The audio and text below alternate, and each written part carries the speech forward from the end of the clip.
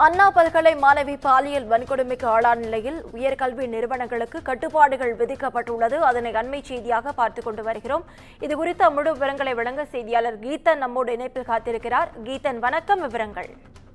வணக்கம். அண்ணா பல்கலைக்கழகத்தில் அண்மையில் மாணவி ஒருவர் பாலியல் வன்கொடுமைக்கு ஆளாக்கப்பட்டார். குறிப்பாக வெளியிலிருந்து வந்த ஞானசேகரன் என்கின்ற நபர் அந்த சம்பவத்தில் ஈடுபட்டது பல்வேறு அதிர்வலைகளை ஏற்படுத்தியிருக்கின்றது. இந்த நிலையில்தான் பல்கலைக்கழகங்களின் பதிவாளர்களுடன் உயர்கல்வித்துறை முதன்மை செயலாளர் கோபால் ஆலோசனை நடத்தியிருக்கின்றார். இந்த ஆலோசனை கூட்டத்தில் பல்வேறு முடிவுகள் எடுக்கப்பட்டு உயர்கல்வி நிலையங்களுக்கு கட்டுப்பாடுகள் விதிக்கப்பட்டிருக்கின்றன. அதன்படி குறிப்பாக தனியார் செக்யூரிட்டி நிறுவனங்களை பாதுகாப்பிற்கு ஈடுபடுத்தப்பட வேண்டும் என்றும், அதே போல மாணவர்கள் உள்ளே வருகின்ற போது அவர்கள் கண்டிப்பாக அந்த ஐடி கார்டை அணிந்திருக்க வேண்டும் என்றும் தெரிவிக்கப்பட்டிருக்கின்றது.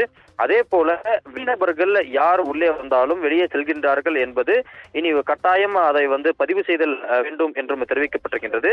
அதே போல ஊழியர்களுக்கான அந்த கல்வி நிறுவனங்களுக்குள் வரும்போது அவர்கள் அந்த பயோமெட்ரிக் முறையில் வருகை பதிவேட்டை பதிவு செய்ய வேண்டும் என்றும், அதே போல கல்வி நிலையங்களில் தற்பொழுது இருக்கக்கூடிய அந்த சிசிடிவி எண்ணிக்கைகளை அதிகப்படுத்துதல் வேண்டும், பழுதாகி இருக்கக்கூடிய சிசிடிவிகளை சீர்படுத்திட வேண்டும் உள்ளிட்ட பல்வேறு விதிமுறைகளை உயர்கல்வி நிலையங்களுக்கு தற்பொழுது உயர்கல்வித்துறை விதித்திருக்கின்றது.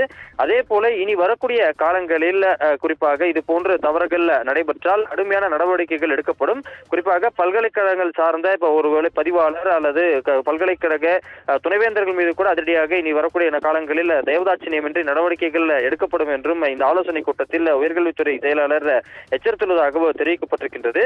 அதே சமயத்தில் இது போன்ற கட்டுப்பாடுகளை பின்பற்றக்கூடிய அதே வேளையில் மாணவர்களை நெருக்கடிக்கு உள்ளாக்கக்கூடாது என்றும் தெரிவிக்கப்பட்டிருக்கின்றது.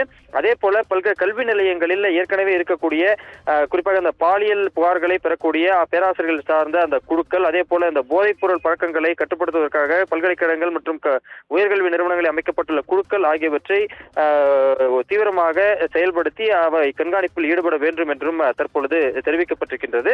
அந்த வகையில் இந்த வரும் காலங்களில் இனி இது போன்ற குற்றச்சாட்டுகள் இனி நகலக்கூடாது, அதற்கேற்ப பாதுகாப்பு நடவடிக்கைகளை அந்த கல்வி நிறுவனங்கள் மேற்கொள்ள வேண்டும் என்றும் இந்த ஆலோசனை கூட்டத்தில் தெரிவிக்கப்பட்டிருக்கின்றது. நடவடிக்கை இனி கடுமையாக இருக்கும் என்பதும் இந்த ஆலோசனை கூட்டத்தில் எச்சரிக்கையாக தெரிவிக்கப்பட்டிருக்கின்றது. விவரங்களுக்கு நன்றி கீதன்.